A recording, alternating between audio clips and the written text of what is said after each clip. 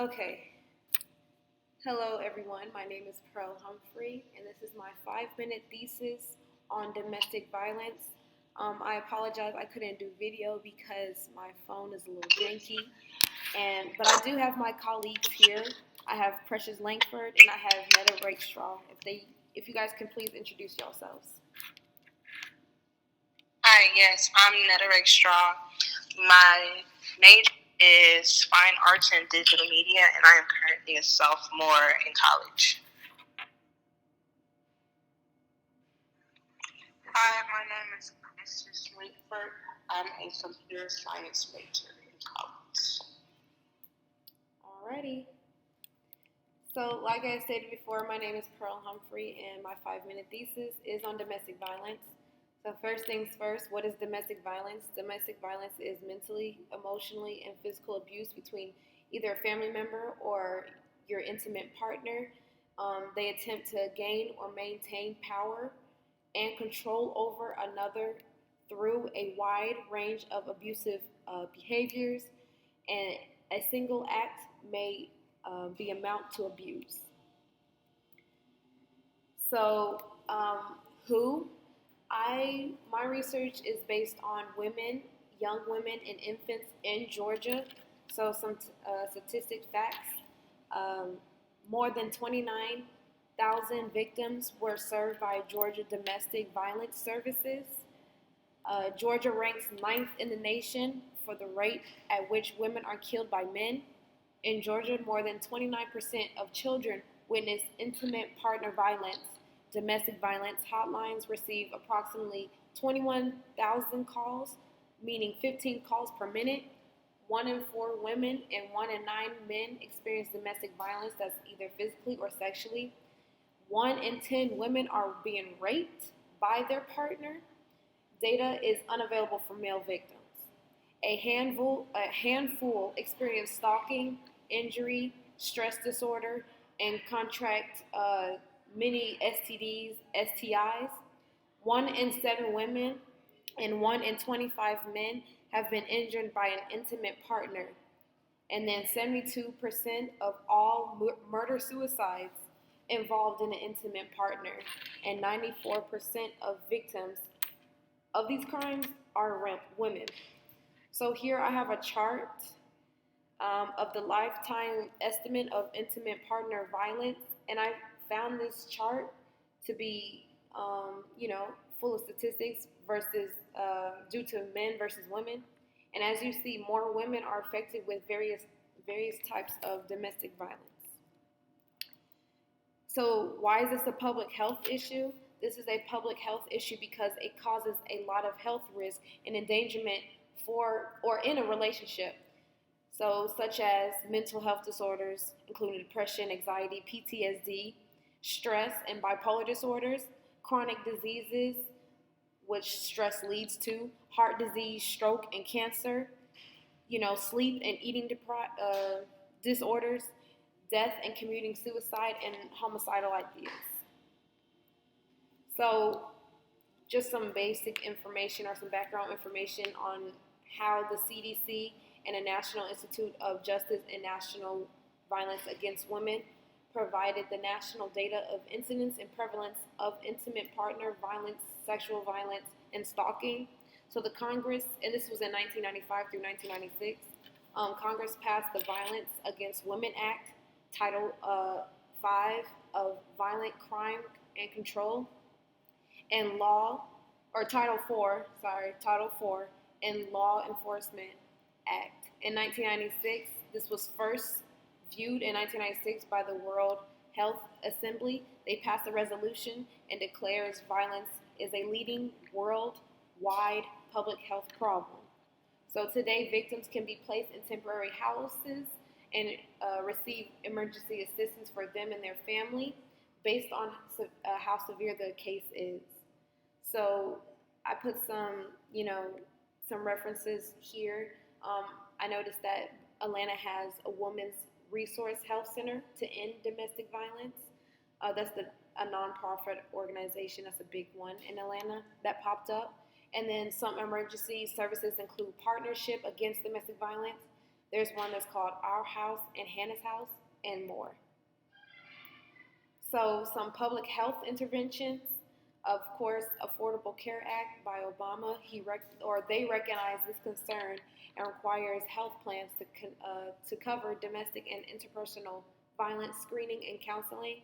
Also, domestic violence and related crimes have a significant cost to taxpayers in their communities because, of course, our taxes go to these programs that are funded to help domestic violence people or victims. The negative outcomes. So, based on according to the CDC and the Bureau of Labor Statistics Consumer Price Index, the cost of intimate partner violence exceeds $9 billion each year. That's basically giving $6.3 billion of which direct health care services, so hospital bills and etc., medical care, medical attention, and then domestic violence costs American employers an estimate of $13 billion each year. So this is under the NCADV. And then I have a chart. I found a chart that shows intimate partner violence by household income, and it shows that people who make roughly around $15,000 and $24,000 are more likely to cause abuse. And then another chart that was really significant to me, it was rape, physical violence, and stalking by an intimate partner by sex and sexual orientation. I found that bisexual women are more likely to be affected by domestic violence. So controversies behind this issue. In some countries, it's more considerable controversy that the nature of domestic violence should suggest that men and women are equally and likely to perpetrate serious violence against their partners. But in my presentation, in my research, I found more men are likely to commit violent behaviors towards their significant other. And these are my references. So my question to my audience is, whoever want to answer, have you experienced or know anyone who experienced domestic violence? If so, if you want to share, if so, how did they feel or how did you feel about the situation? I'll answer it. I'll give my name again. My name is Netta Rakestraw. My mom was a victim of domestic violence from my dad. How it made me feel, I was young, so I didn't really get to actually see it all the time. But how it made me feel, scared. It made me feel kind of that this may happen to me, and it kind of affected my views on men, growing up. I got to see oh well, this may possibly happen to me, so it keeps me from getting to experience a lot of communication with meeting new guys because of you were saying within your presentation, PTSD, being kind of traumatized from my childhood from these things. So yes, it does affect people around you. It does affect how you grow up and how you get to view things. I agree.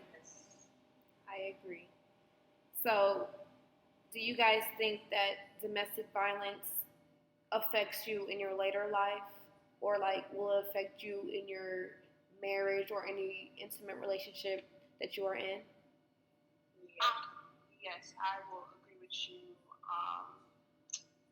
During the presentation, I do agree. You were giving out facts. So, yes, I definitely agree that it will, depending on the person's lifestyle and what they grew up around, it could possibly hinder them to for the rest of their lives. And there's other people that kind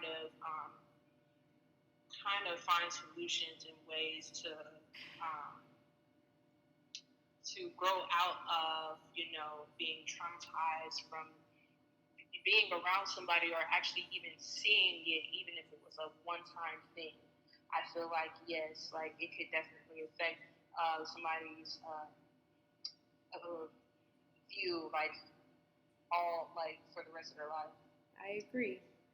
And my last question to you all is, do you, considering public health is a community intervention, helping the community out, what resources, other than what I presented today, what resources would you guys give women or men if they're going through domestic violence? To answer the first part of your question, yes, I feel that that they are doing their part with the resources that we have out now. The issue that comes with this is that the victims or the people who are friends are like associated with the victim in some form, they have to want the help. So we have these resources out here and organizations out here who are willing to help, victims or affiliates of the victim. But it's just about who would like the assistance. Now, to answer your second part, which was you were asking what could we do to do more outside of what you stated. I feel like if we could have like more like talks with not just people in school, but more like people that we see like out on the street, having these group affairs of people who actually want help and are scared to actually go to these places to get help, like going out to kind of like have like fundraisers basically outside of the state, funding us, like having fundraisers for those who actually want help to actually get out of these relationships and move into like these like they're like these houses, like basically like a housing thing for people who deal with these things. So I would definitely feel like we need more of those. I don't feel like we have enough of those. And for men are victims also of this. So I feel like we should have more organizations affiliated with men who are going through domestic violence also. Okay. And Precious, do you feel the same? I feel like giving them somewhere to talk to somebody, like the victims, giving them some way to talk to somebody other than the hotline, because we have that in Georgia, the domestic violence hotline, or prayer. Prayer can also. That is true. All right. Well, this concludes my presentation. Do you guys have any questions for me? Yes. No, you were awesome. Yes, I have one question for you. Okay. During your presentation, did you find any of like the things that you were researching? Did you find anything that could be more beneficial to the community? So during my research, I noticed that Atlanta has. Okay, so minority women are prone to domestic violence off rip. That's what I find. And low income people are prone to domestic violence. So Atlanta, especially here, the heart of Atlanta City, we have a lot of women that need help. So there are programs, there are policies that the public health system, the government, put out there for these women to get help. But it's just a matter of, do they want help? So, and statistics were low of women who wants to be helped, which was ironic to me. And there's so many programs regarding this. So maybe, we can, I don't know. It has to change regardless. I agree. Yes. Thank you. Thank you, ladies. And this concludes my presentation. Thank you, guys.